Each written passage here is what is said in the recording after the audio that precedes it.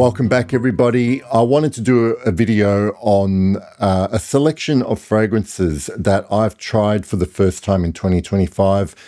We're in August now, and once we hit August, to me, that's basically a downhill slope to the end of the year. And it's been a pretty good year in terms of finding several fragrances that I really, really enjoy. In fact, a couple that I'm going to mention I've either bought a bottle of or on my full bottle wish list. But I'm just gonna go through them because they're not all gonna end up being in my collection, but they've been memorable for varying reasons. So I'm gonna start off with the one that I'm holding in my hand, one that I'm wearing as my scent of the day today. This one is from Ormond Jayne. It is Nawab of Oud Intensivo, released in 2015. This came out as a different concentration on the Nawab of Oud Parfum that was released a few years earlier. Now, I don't know if that one is still available or has been discontinued. But essentially, when I looked it up on Parfumo, the note pyramid is essentially the same, and they're talking about a different concentration. I'm assuming this is probably a slightly lower concentration. I could be wrong, but they didn't really specify. Nawab of Oud Intensivo is misleading because to me, every time I see a perfume with oud in the name, I get preconceptions about what it might smell like, whether it is more synthetic, westernized oud or genuine, quite animalic, complex oud oil in fragrances, of which I haven't smelled that many. This was a really pleasant surprise, and I'll describe really what I smell. In the opening, it is quite spicy, and what I mean by the spice is it's quite peppery. So there's a touch of bite to it, and it's also what I would describe as sparkly. And I don't know if that is aldehydes that are contributing to it, but it's actually quite a bright, peppery open, which quickly transitions into this sort of creamy, smooth cardamom spice. The overall texture of this fragrance, if I had to describe it in one word, on my skin, it really has this creamy, luxurious texture to it. Not in the same way as some kind of luxurious skin cream, just a way that it feels smelling it. There are no, apart from that minute in the opening, there are no sort of rough, sharp edges. It gets into this velvety sort of vibe, and when it transitions into the middle notes, quite floral. Now, the one floral that I do pick up a little bit in the middle is rose, and it is accompanied by cinnamon. And for a while, I was kind of a little bit trying to figure out what this part of its development reminded me of. And the other day I just happened to spray on a bit of my Chanel Egoist and realized that this rose and cinnamon in the middle of Nawab of Oud Intensivo was very reminiscent of the main heart of Egoist by Chanel.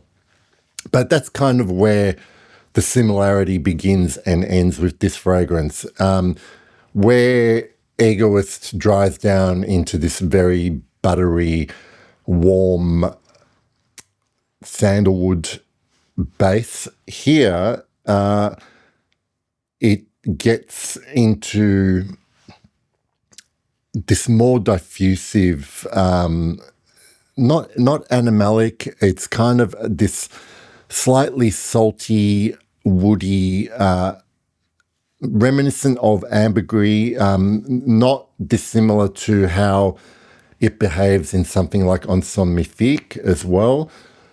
What I don't get out of here is anything that I recognize as oud in this fragrance, and that's not a bad thing at all. It's just a warning, I guess. Not a warning, it's just something to note that if you happen to see this and you see oud, if you're a lover of oud, don't expect to smell what you hope to. But if you don't like oud, you should definitely still try this because you will be pleasantly surprised. I'm kind of a bit enchanted with this fragrance. I'm not sure if it'll turn into a full bottle at this stage. At one point, it was like, I think I'm going to get a bottle of this, but it is, for me, over 400 Australian dollars for a retail bottle. So none of the fragrances I'm going to talk about now are really that cheap, but probably apart from one that's, I think, reasonably priced. So definitely worth sampling Nawab of Oud Intensivo by Ormond Jayne. The next one I want to talk about, actually, I'm going to talk about two because they're two in succession because they are from the same Guerlain exclusive line, L'Arte Materielle. This is Tobacco Honey and Neroli Outre Noir. Now, I'll talk about Tobacco Honey first. I want to say that when news of this release came out, I was a little bit cynical because I just assumed it was going to be this yet another riff, Guerlain's riff on the very, very popular Tobacco Vanille profile that Tom Ford brought out all those years ago. And it's not, and I wasn't really too wrong about that. Obviously, they're not exact clones of each other. Tobacco and a sweet note like vanilla or honey. There are so many different variations of this out there on the market. But I was pleasantly surprised by how much I enjoyed Tobacco Honey. I wore it with this veil of skepticism, but I really enjoyed wearing it. I never thought that I was wearing something like Tobacco Vanille. I know years ago Tobacco Vanille went off on my skin, and I think it was more of me just not getting along with that heavy clove in that particular fragrance, whereas Tobacco Honey is more honey than vanilla. I really like the tobacco note. It's just the right amount of Goldilocks sweetness for me. But what surprised me about Tobacco Honey, and to some of you, this might be a great thing, and some of us who don't care too much about it, it could be a problem because Tobacco Honey has amazing longevity on my skin. Like, this is one, it's been a long time since I sprayed something that I've enjoyed that just keeps on giving all day long. It's probably one of the strongest performers that I've tried of new fragrances that I've tried for the last couple of years. And I personally don't mind that at all. You have to commit to Tobacco Honey for a whole day, I find, at least anyway. In the same line, another one that I've really enjoyed is Neroli Outre Noir. This one here, yes, there is a neroli note in the opening that, to me, is a little bit reminiscent of the opening of L'Artisan's Sevilla L'aube, but that's where that similarity ends. And what I actually was taken aback by from Neroli Outre Noir is the tea note. Now, I have tried several tea-based fragrances or fragrances that feature a tea note, and there are all sorts of varieties of tea notes out there. I'm not a huge tea drinker, and I'm also not a tea aficionado when it comes to the different leaf types and scent profiles. But what I loved about Neroli Outre Noir, and I'm not even sure about what specific black tea note is used in this scent profile, but it was definitely one where I sprayed it on, and the second I picked it up on my skin, I immediately recognized it as something that I have at least drunk in a cup before. And so it's the first time I've had that experience with a fragrance that uses tea notes where I definitely can smell the tea in here, and it's so well blended with the neroli. I like all the other sort of warm, smooth spices that are intertwined between those brighter notes and the more tannic notes of the tea. It's a really, really interesting and quite an original scent profile to me, and I think definitely one worth trying. Also one I think could be worn all year round in every season.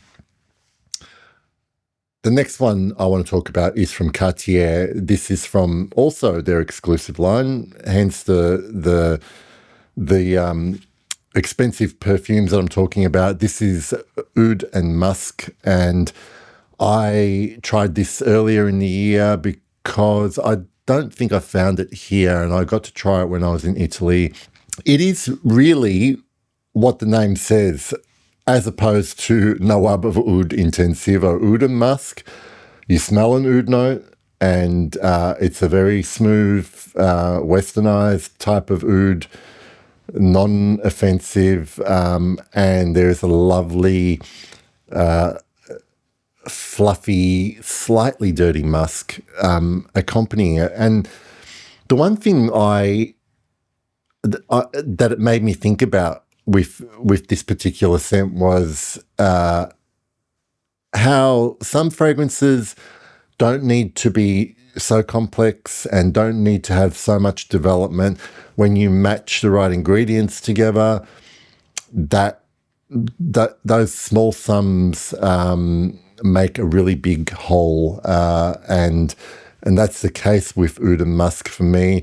It just smells good because I like those two main elements of it. And it made me wonder, I mean, it's very easy to get sick of all the rose oud iterations there are on the market, and I'm all for experimenting with more oud and musk variations, given how many different types of musks there are available to perfumers. The final one that I will mention, one I've mentioned before, I think this was on my video about my full bottle wish list, and along with Asiade, which I won't talk about in this video because that's the one bottle I bought this year, Bois Lumière, along with Tobacco Honey, but Bois Lumière by Anatole Lebreton is the best honey note that I have smelled in a perfume, at least my favorite honey note that I've smelled in a perfume, and I just love it every time I wear it. Like the tea in Neroli Outre Noir, Bois Lumière is a familiarity to me. It's a scent memory familiarity that made me connect with it the same way I connected with the tea in Neroli Outre Noir. Different type of honey from Tobacco Honey. This one is more like the honey I'm used to eating, blended in with all the other notes that come with it. It just works really, really well, and probably the least expensive of all the fragrances that I've mentioned in this video so far. So if you've tried any of these, I'd love to hear what your opinions are in the comments. And again, reminder, if you have smelled something that is great value for money, let me know in the comments as well. I might try and do a video on good fragrances that don't cost an arm and a leg. That's it for this video. I will see you in the next one, and thank you as always for watching. Bye for now.